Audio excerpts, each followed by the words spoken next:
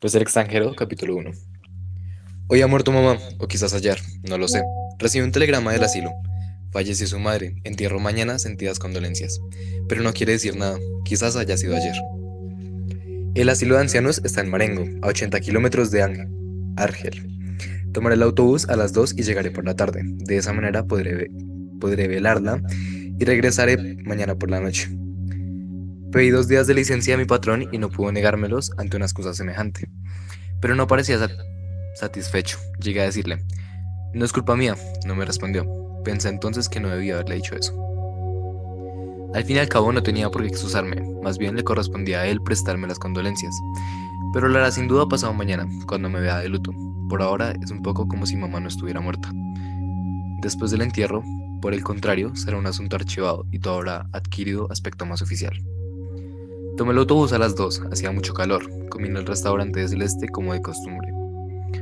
Todos se condolieron mucho de mí y Celeste me dijo, madre hay una sola. Cuando partí, me acompañaron hasta la puerta. Me sentía un poco aturdido, pues fue necesario que subiera hasta la habitación de Manuel para pedirle prestados una corbata negra y un brazal. Él perdió a su tío hace unos meses.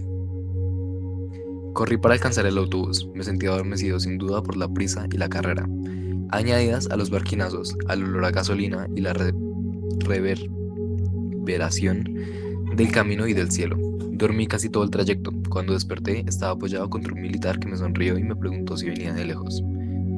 Dije sí, para no tener que hablar más. El asilo está a 2 kilómetros del pueblo. Hice el camino a pie. Quise ver a mamá enseguida, pero el portero me dijo que era necesario ver antes al director. Como estaba ocupado, esperé un poco. Mientras tanto, el portero me estuvo hablando y enseguida ve al director. Me recibió en su despacho. Era un viejecito condecorado con la Legión de Honor. Me miró con sus ojos claros, después me estrechó la mano y la retuvo tanto tiempo que yo no sabía cómo retirarla. Consultó un legajo y me dijo, la señora de Mersault entró aquí hace 3 años. Usted era su único sostén. Creí que me reprochaba alguna cosa y empecé a dar explicaciones. Pero me interrumpió. No tiene usted por qué justificarse, hijo mío. He leído el legajo de su madre. Usted no podía subvenir a sus necesidades. Ella necesitaba una enfermera, su salario es modesto. Y, al fin de cuentas, era más feliz aquí. Dije, sí, señor director. Él agregó, ¿sabe usted? Aquí tenía amigos, personas de su edad.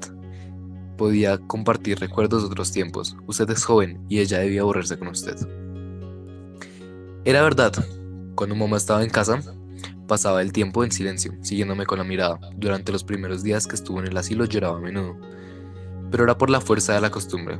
Al cabo de unos meses, habría llorado si se la hubiera retirado del asilo. Siempre por fuerza de la costumbre.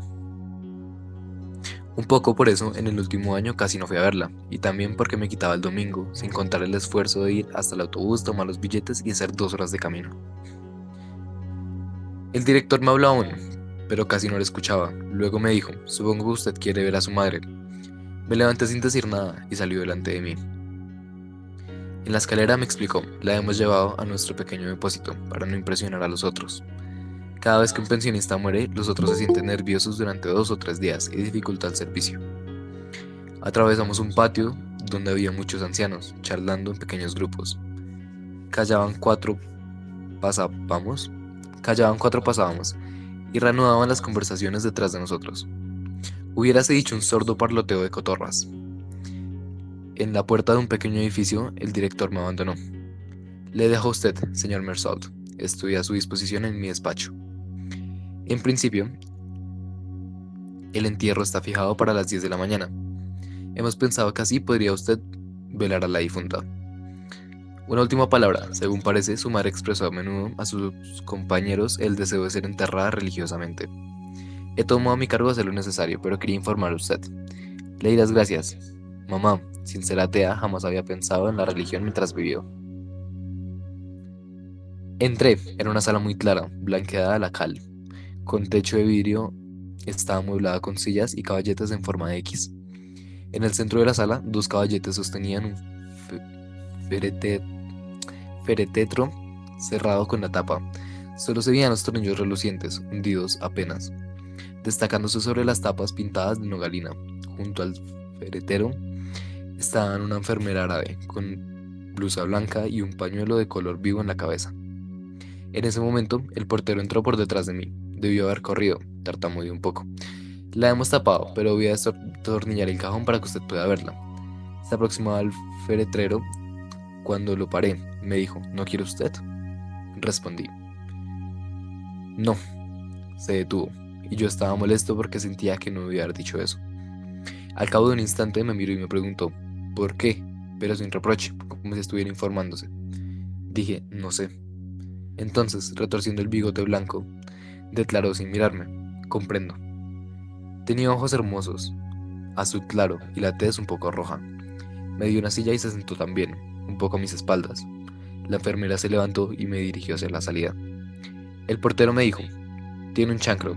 Como no comprendía, miré a la enfermera y vi que llevaba, por debajo de los ojos, una venda que le rodeaba la cabeza. A la altura de la nariz, la venda estaba chata. En su rostro solo se veía la blancura del vendaje. Cuando hubo salido, el portero habló. Lo voy a dejar solo. No sé qué ademán hice, pero se quedó de pie detrás de mí. Su presencia a mis espaldas me molestaba. Llenaba la habitación una hermosa luz de media tarde. 2 abejorros zumbaban contra el techo de vidrio, y sentía que el sueño se apoderaba de mí. Sin volverme hacia él, dije al portero, ¿hace mucho tiempo que está usted aquí? Inmediatamente respondió, 5 años, como si hubiese estado esperando mi pregunta. Charló mucho enseguida. Se habría quedado muy asombrado si alguien le hubiera dicho que acabaría de portero en el asilo de Marengo. Tenía 64 años y era parisiense. Le interrumpí en ese momento. Ah, usted no es de aquí. Luego recordé que antes de llevarme a ver al director, me había hablado de mamá. Me había dicho que era necesario enterrarla cuanto antes porque en la llanura hacía calor, sobre todo en esta región. Entonces me había informado que había vivido en París y que le costaba mucho olvidarlo. En París se retiene al muerto 3, a veces 4 días. Aquí no hay tiempo. Todavía no se ha hecho uno a la idea cuando hay que salir corriendo detrás del coche fúnebre. Su mujer le había dicho, cállate, no son cosas para contarle al señor. El viejo había enrojecido y había pedido disculpas. Yo intervine para decir, pero no. Me pareció que lo que contaba era apropiado e interesante. Puedes seguir. En el pequeño depósito me informó que había ingresado en el asilo como indigente. Como se sentía válido, se había ofrecido para el puesto de portero. Le hice notar que en resumidas cuentas era pensionista. Me dijo que no. Ya me había llamado la atención la manera que tenía de decir ellos, los otros, y más raramente los viejos, al hablar de los pensionistas, algunos de los cuales no tenían más edad que él, pero naturalmente no era la misma cosa. Él era portero y, en cierta medida, tenían derecho sobre ellos. La enfermera entró en ese momento. La tarde había caído bruscamente. La noche habíase espesado muy rápidamente sobre el vidrio del techo. El portero oprimió el conmutador y quedé cegado por el repentino resplandor de la luz. Me invitó a dirigirme al refectorio para cenar, pero no tenía hambre. Me ofreció entonces traerme una taza de café con leche. Como me gusta mucho el café con leche, acepté, y un momento después regresó con una bandeja. Bebí, tuve deseos de fumar, pero dudé, porque no sabía si podía hacerlo delante de mamá. Reflexioné. No tenía importancia alguna. Ofrecí un cigarrillo al portero y fumamos.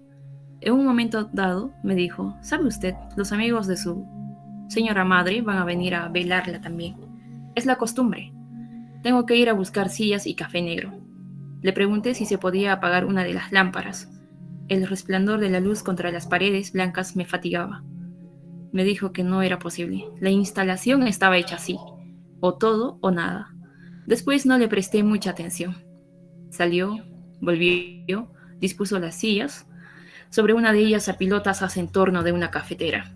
Luego se sentó enfrente de mí, del otro lado de mamá. También estaba la enfermera en el fondo, vuelta de espaldas. Yo no veía lo que hacía, pero por el movimiento de los brazos me pareció que tejía. La temperatura era agradable. El café me había recalentado y por la puerta abierta entraba el aroma de la noche y de las flores. Creo que dormité un poco. Me despertó un roce. Como había tenido los ojos cerrados, la habitación me pareció aún más deslumbrante de blancura. Delante de mí no había ni la más mínima sombra, y cada objeto, cada ángulo, todas las curvas se dibujaban en una pureza que hería los ojos. En ese momento entraron los amigos de mamá. Eran una decena en total, y se deslizaban en silencio en medio de aquella luz enceguecedora. Se sentaron sin que crujiera una silla. Los veía como no había visto a nadie jamás, y ni un detalle de los rostros o de los trajes se me escapaba. Sin embargo, no los oía y me costaba creer en su realidad. Casi todas las mujeres llevaban delantal, y el cordón que les ceñía la cintura hacía resaltar aún más sus abultados vientres. Nunca había notado hasta qué punto podían tener vientre las mujeres ancianas. Casi todos los hombres eran flaquísimos y llevaban bastón. Me llamaba la atención no ver los ojos en los rostros, sino solamente un resplandor sin brillo en medio de un nido de arrugas. Cuando se hubieran sentado, casi todos me miraron e inclinaron la cabeza con modestia, los labios sumidos en la boca, desdentada, sin que pudiera saber si me saludaban o si se trataba de un tic. Creo más bien que me saludaban. Advertí en ese momento que estaban todos cabeceando, sentados enfrente de mí, en torno del portero. Por un momento tuve la ridícula impresión de que estaban allí para juzgarme. Poco después, una de las mujeres se echó a llorar. Estaba en segunda fila, oculta por una de sus compañeras, y no la veía bien. Lloraba con pequeños gritos. Regularmente me parecía que no se detendría jamás. Los demás parecían no oírla. Se mostraban abatidos, tristes y silenciosos. Miraban al féretro o a sus bastones, o a cualquier cosa, pero no miraban a nada más. La mujer seguía llorando. Yo estaba muy asombrado porque no la conocía. Hubiera querido no oírla más. Sin embargo, no me atrevía a decírselo. El portero se inclinó hacia ella y le habló, pero sacudió la cabeza, murmuró algo y continuó llorando con la misma regularidad. El portero vino entonces hacia mi lado, se sentó cerca de mí después de un rato bastante largo, me informó sin mirarme. Estaba muy unida con su señora madre. Dice que era su única amiga aquí y que ahora ya no le queda nadie. Quedamos un largo rato así. Los suspiros y los sollozos de la mujer se hicieron más raros. Luego cayó por fin. Yo no tenía más sueño, pero me sentía fatigado y me dolía la cintura.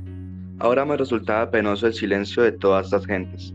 Solo de vez en cuando oía un ruido singular y no podía comprender qué era.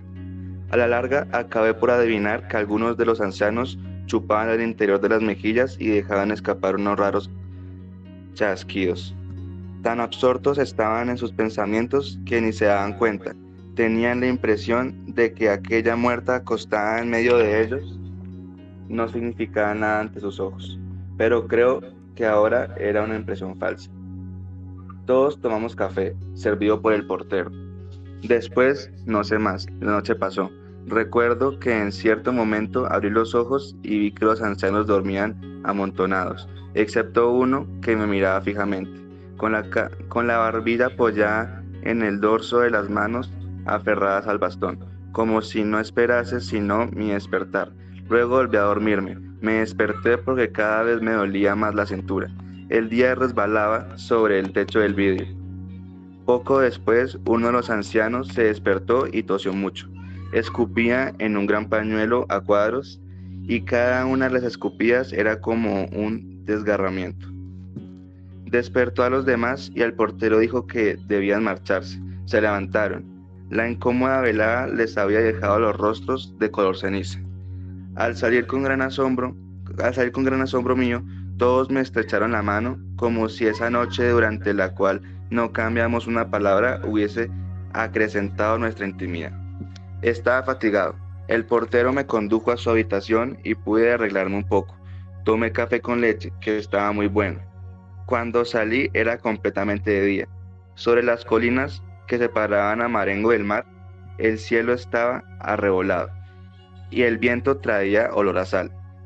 Se preparaba un hermoso día. Hacía mucho que no iba al campo y sentía el placer que habría tenido en pasearme de no haber sido por mamá. Pero desperté en el patio, debajo de un plátano. Aspiraba el olor de la tierra fresca y no tenía más sueño. Pensé en los compañeros de oficina. A esta hora se levantaban para ir al trabajo. Para mí era siempre la hora más difícil. Reflexioné un poco sobre esas cosas, pero me distrajo una campana que sonaba en el interior de los edificios. Hubo movimientos detrás de las ventanas. Luego todo quedó en calma.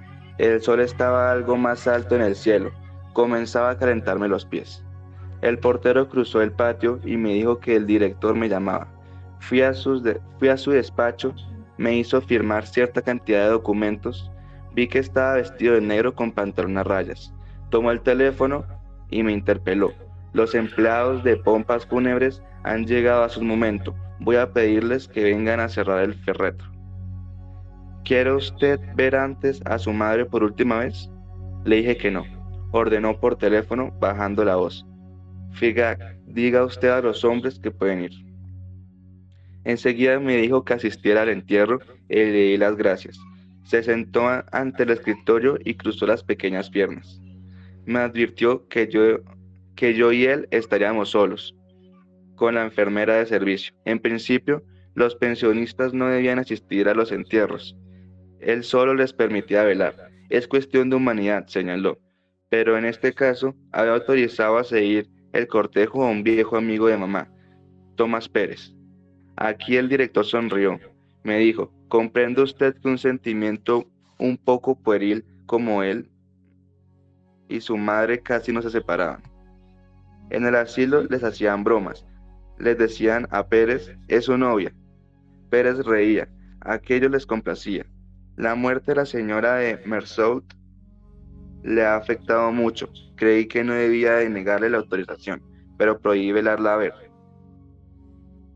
Por consejo del médico visitador. Quedamos silenciosos bastante tiempo. El director se levantó y miró por la ventana del despacho. Después de un momento observó.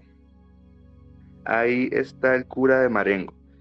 Viene antes de la hora. Me advirtió que llevaba 3/4 de hora de marcha. Por lo menos llegan a la iglesia que se halla en el pueblo mismo. Bajamos. Delante del edificio estaban el cura y 2 monaguillos. Uno de estos tenía el incienso y el otro sacerdote se inclinaba hacia él para regular el largo de la cadena de plata. Luego llegamos. Y cuando llegamos, el sacerdote se incorporó, me llamó hijo mío y me dijo algunas palabras. Entró, yo le seguí. Vi de una ojeada que los tornillos del féretro estaban hundidos y que había 4 hombres negros en la habitación. Al tiempo oí al director decirme que el coche nos esperaba en la calle y al sacerdote comenzar las oraciones. A partir de ese momento todo se desarrolló muy rápidamente. Los hombres avanzaron hacia el féretro con un lienzo. El sacerdote, sus acompañantes, el director y yo salimos. Delante de la puerta estaba una señora que no conocía. El señor Mersault, dijo el director. No oí el nombre de la señora y comprendí solamente que era la enfermera delegada. Inclinó sin una sonrisa el rostro huesudo y largo. Luego nos apartamos para dejar pasar el cuerpo. Seguimos a los hombres que los llevaban y salimos del asilo. Delante de la puerta estaba el coche, lustroso, oblongo y brillante. Hacía pensar en una caja de lápices. A su lado estaban el empleado de la funeraria, hombrecillo de traje ridículo y un anciano de aspecto tímido. Comprendí que era Pérez. Llevaba un fieltro blando de copa redonda y alas anchas. Se lo quitó cuando el féretro pasó por la puerta. Un traje cuyo pantalón se enrollaba sobre los zapatos y un lazo de género negro demasiado pequeño para la camisa de cuello blanco grande. Los labios le temblaban bajo la nariz mechada de puntos negros. Los cabellos blancos, bastante finos, dejaban pasar unas curiosas orejas, colgantes y mal orladas, cuyo color rojo sangre me sorprendió en aquella pálida fisonomía. El hombre de la funeraria nos indicó nuestros lugares. El sacerdote caminaba adelante, luego el coche. En torno de él, los 4 hombres, detrás el director y yo. Cerrando la marcha, la enfermera delegada y Pérez. El cielo estaba lleno de sol, comenzaba a pesar sobre la tierra y el calor aumentaba rápidamente. No sé por qué habíamos esperado tanto tiempo antes de ponernos en marcha. Tenía calor con mi traje oscuro. El viejecito que se había cubierto se quitó nuevamente el sombrero. Me había vuelto un poco hacia su lado y lo miraba cuando el director me habló de él. Me dijo que a menudo mi madre y Pérez iban a pasear por la tarde hasta el pueblo, acompañados por una enfermera. Miré el campo a mi alrededor, a través de las líneas de cipreses que aproximaban las colinas del cielo de aquella tierra rojiza y verde. De aquellas casas, pocas y bien dibujadas, comprendía a mi madre. La tarde en esta región debía ser como una tregua de la melancolía. Hoy el sol desbordante que hacía estremecer el paisaje lo tornaba inhumano y deprimente. Nos pusimos en marcha. En ese momento noté que Pérez renqueaba ligeramente. Poco a poco el coche tomaba velocidad y el anciano perdía terreno. Uno de los hombres que rodeaban el coche también se había dejado pasar y caminaba ahora a mi altura. Me sorprendía la rapidez con que el sol se elevaba en el cielo. Advertí que hacía ya tiempo que el campo resonaba con el canto de los insectos. Ay, perdón, espérate.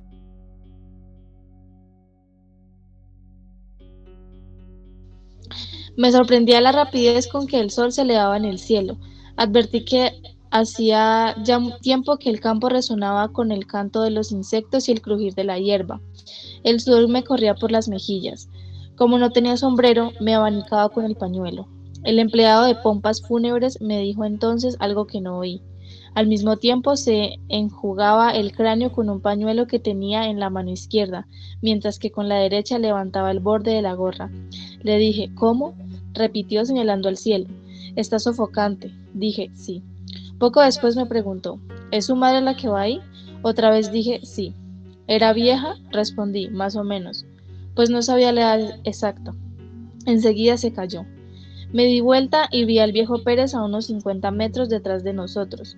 Se apresuraba columpiando el sombrero al vaivén del brazo. Miré también al director. Caminaba con mucha dignidad, sin un gesto inútil.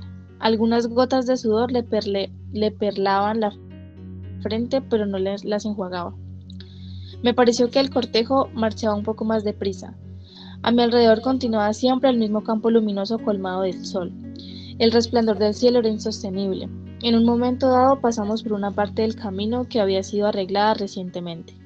El sol había hecho estallar el alquitrán. Los pies se hundían en él y dejaban abierta su carne brillante. Por encima del coche, la galera luciente del cochero parecía haber sido amasada con ese fango negro. Yo estaba un poco perdido entre el cielo azul y blanco y la monotonía de aquellos colores. Negro viscoso del alquitrán abierto, negro opaco de las ropas, negro lustroso del coche. Todo esto, el sol, el olor del cuero y del estiércol del coche, el del barniz y el del incienso y la fatiga de una noche de insomnio, me turbaba la mirada y las ideas. Me volví una vez más. Pérez me pareció muy lejos, perdido en una nube de calor. Luego no lo divisé más. Lo busqué con la mirada y vi que había dejado el camino y tomado campo traviesa.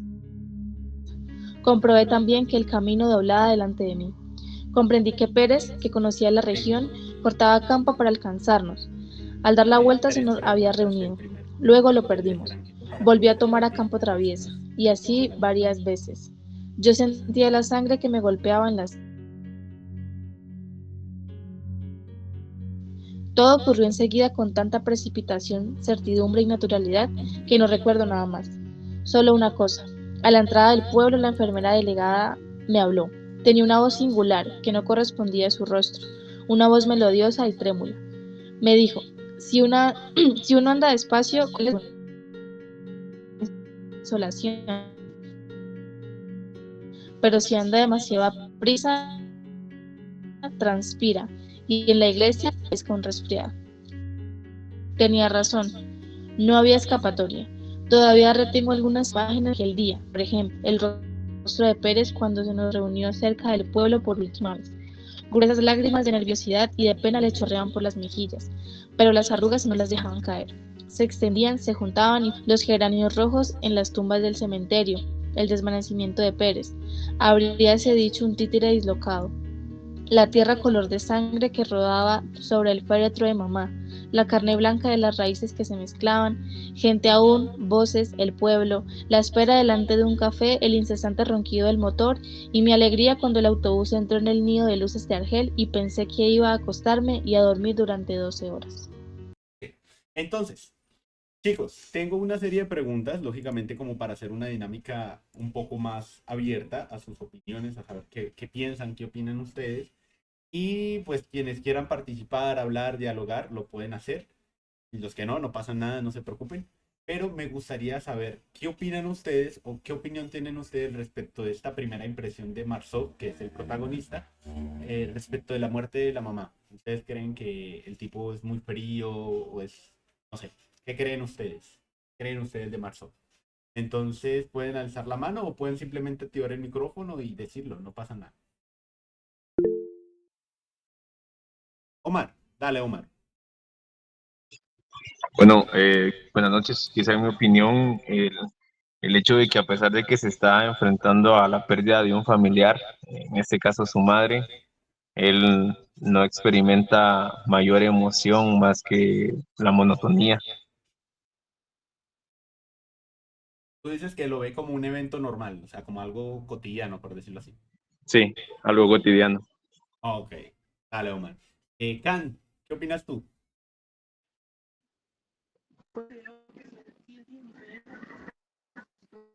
No se te escucha, Can. Abajito salen unas configuraciones de audio, entonces si quieres trata de configurarlo y vamos dándole la palabra a otra persona y ya. O sea, tu turno de compartir, ahí está, tranquilo. Luisa, ¿qué piensas tú? Pues comparto la opinión del compañero. Creo que, pues a pesar de que se está pasando por esa pérdida de la mamá, yo lo veo un poco como frío y siento que no está tan, o sea, no está tan doliente al perder la mamá. Yo siento tal vez que antes de su muerte hubo un distanciamiento por lo que ella estaba como en un ancianato. Entonces yo creo que pues eso lo lleva como a ser así tan distante y tan frío. O sea, reaccionar de esa manera. Ok, tú dices que hay como, o sea, como que no hay un vínculo entre el protagonista y su mamá. Sí, o que fue muy débil, la verdad. Como no hubo Ok, tanta conexión o algo así. ok, está bien, está bien. Listo. Kevin, ¿qué piensas tú? Luego van los demás, tranquilos. Este, bastante similar a a los demás, ¿no? Que Mensaul es muy poco, ¿cómo decirlo? Sentimental. Es bastante como lógico, entonces él parece que la muerte lo ve de una forma muy, bueno, que es algo natural, ¿no? Que va a pasar, que tiene que pasar y creo que quizás eso es lo que le impide de alguna forma el llegar a sentirse un poco triste o quizás demostrar sentimientos que él cree, a la vez que y como que le da mucha más importancia a lo que es que le juzguen, ¿no? Desde el momento en el que menciona, ¿no? Que entran los amigos de la madre a la hora de la vela y él piensa que llegan como que a juzgarlo. Y bueno, resaltar el hecho de que no parece que tuviera una buena relación con la madre, o quizás no buena, pero sí muy distante. Y bueno, es entendible, ¿no? Mencionan que es ocupado, que no tiene el tiempo para cuidarla y nada más, solamente. Ok, está bien. Dice Khan que considera que se ve indiferente ante esta situación. Yo también considero que se siente indiferente. Darwin, ¿qué piensas tú, Darwin? A mí me parece muy interesante que durante todo el tiempo de la lectura, el tipo, al describir, se nota como siempre intenta, no sé, es muy desapegado al grupo, como que ve a las demás personas y las analiza, pero se siente diferente a ellos. Enzo. Sí, yo también pienso lo mismo. Bueno, es que todos pensamos mucho. Indiferente, sí, o sea, como que no compagina, creo yo que es la palabra, como que no genera ese vínculo. Hamilton, tú que tienes la mano levantada, ¿qué piensas?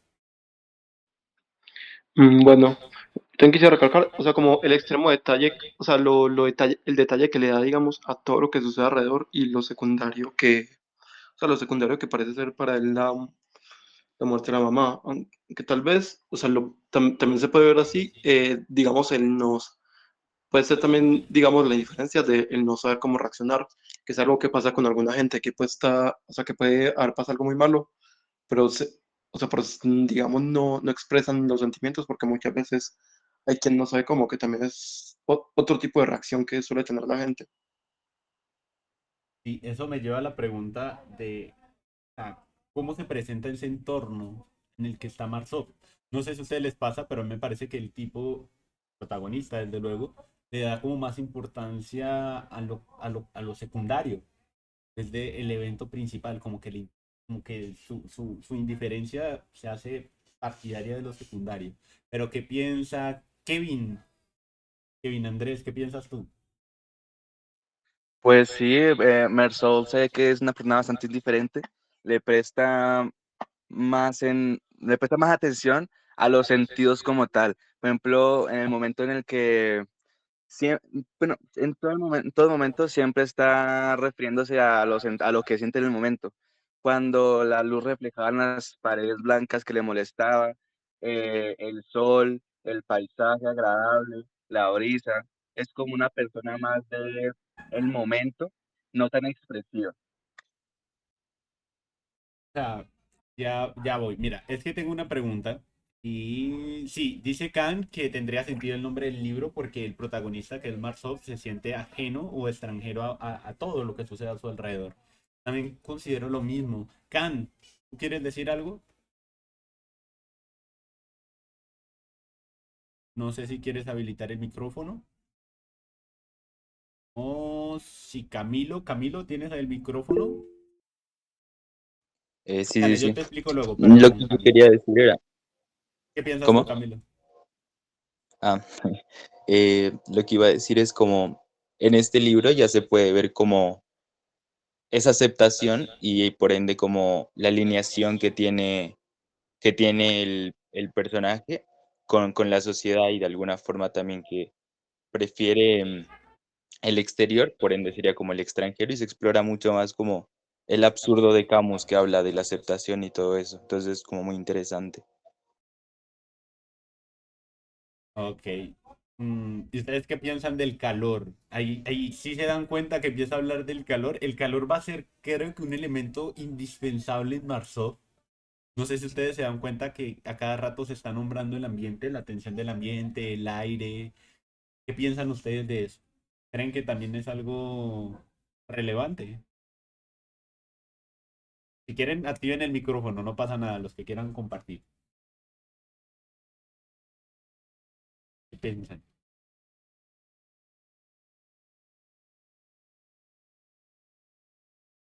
Bueno, sí llega a ser importante, ¿no? Pero, a ver, yo no me gustaría hablarlo, pero no sé cuántos no lo han leído y sería bastante como spoiler decirlo.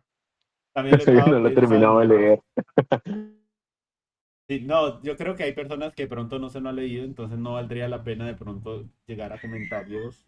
Sí, porque yo sé yo estoy pensando lo que tú estás pensando, Kevin, porque hay una escena donde el calor es significativo. Todos los que ya lo hemos leído sabemos cuál es, pero pues no sería bueno hacer el spoiler.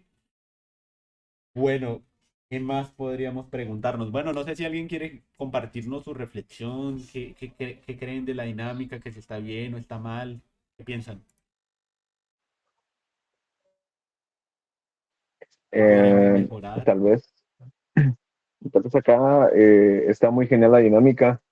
Yo había escuchado mucho sobre este libro, pero ahora más que nada, de hecho en la tarde estaba leyendo lo que era la entrada del libro y realmente le hace mucho sentido el nombre porque cabal en esta primera parte se nota la desconexión o el poco interés o lo apático que es Mersault ante una situación que tal vez para una persona promedio vendría siendo algo que lo marca, ¿verdad?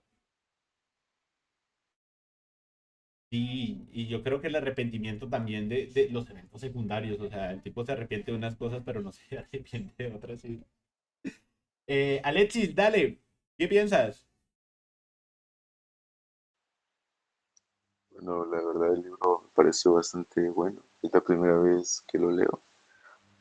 Disculpen por la voz tan grave, es que ahora mismo estoy un poco enfermo y ojalá que el micrófono se oiga bien.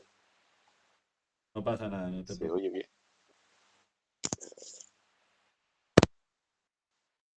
Sí, me pareció muy Dale. bueno el libro, la verdad.